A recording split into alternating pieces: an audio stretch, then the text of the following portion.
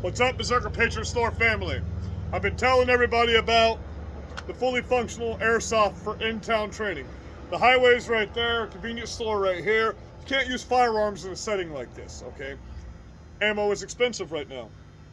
Fully functional airsoft, okay?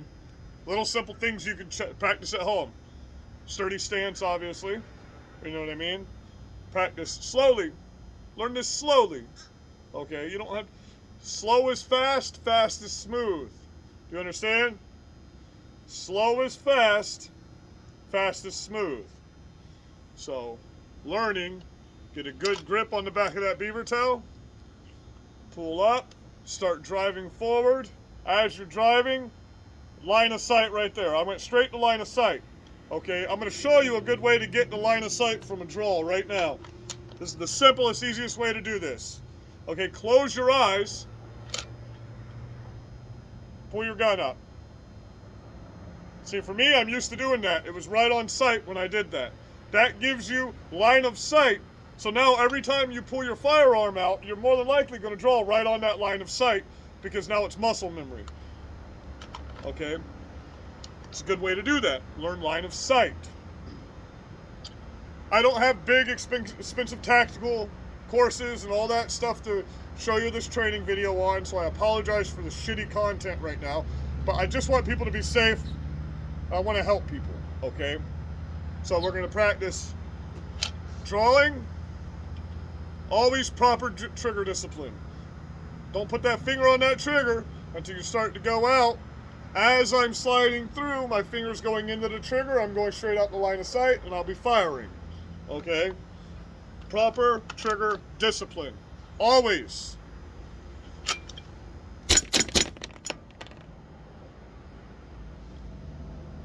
See, when I go out, when I come down like this, that'll get me straight in to where I could be here, or if I'm running, I'd be using it like this. But you don't want to point your firearm at people when you're using them. So a lot of people carry it around like this, okay? 'Cause the easiest way is when you're from here, you just go straight out to driving a gun. This holds the exact same amount as a regular firearm does. 14 in, 1 in the chamber. When you empty it out, the slide locks back. It's weighted just like a 9mm. So the slide locks back. That's the next thing we're going to practice on here. And if you want to see, it shoots about the velocity of a .22, and it does pretty good groupings. A few of them went in the exact same hole, okay? Now, with the recoil, that'll be different. That's the only thing you're missing here is the recoil. But I want to show you the action on this thing. It's at least a .22.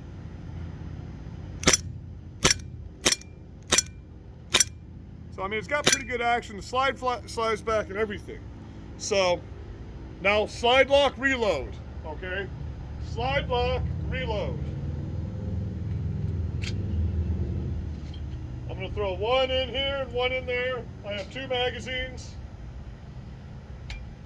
Slide lock, reload. I don't have a magazine pouch out here with me. So, I'm just going to stick my magazine right there like I have a pouch. Okay? Slide lock, reload. I'm firing. Boom. Locks back. Slide lock, reload. Slide lock, reload.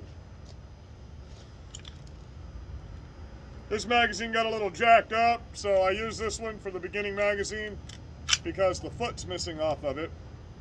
Like I said, sorry about the shitty content. Sorry I don't have $1 million course to show you guys this stuff on. Sorry they took my rights away from me. So I have to show you like this, but I'll do what I can, where I can, when I can. I just want you guys to be safe, okay? Always practice proper trigger control. So, slide lock, reload.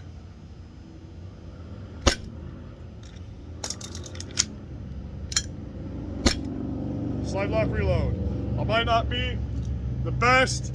These magazines are a little different to load than your average magazine, but they're functional, they work. The weight is spot on They hold the same amount of numbers, so when you're firing, you're not just like the AR-15s. You can put 100 little of those BBs in one of the magazines. So you got to count 30. You know what I mean? On these, you got 15 shots, and then it locks back, slide lock reload. So the pistols are super functional. The AR-15s, everything about them super functional too. The gate opens, the everything works. Everything works on it. The magazine is identical to an AR-15 magazine, so that's a little better to learn to reload on. Slide lock reload.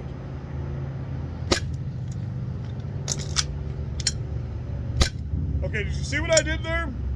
The spring caught up a little bit. You'll see a lot of guys go like this and try to pull it out. In my opinion, that's wasted motion when you can just do this to get it to shoot out. You know what I mean? You just go bam, and then you're still here to go like that. So you just want it to drop.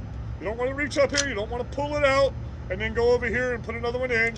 You want that one to drop, and then you want to do that, and you want to release your slide. So I'll lock my slide back and show you again. Now, when you put your magazine in, you don't need to go like that because it's not going to do anything. You try to fire, it ain't going to do shit. You got to have that magazine. You got to have that slide lock forward. Everybody's going to say get real aggressive like this. That's stupid as fuck.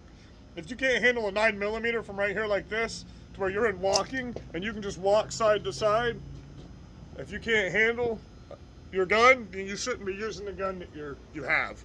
Okay? That super aggressive shit.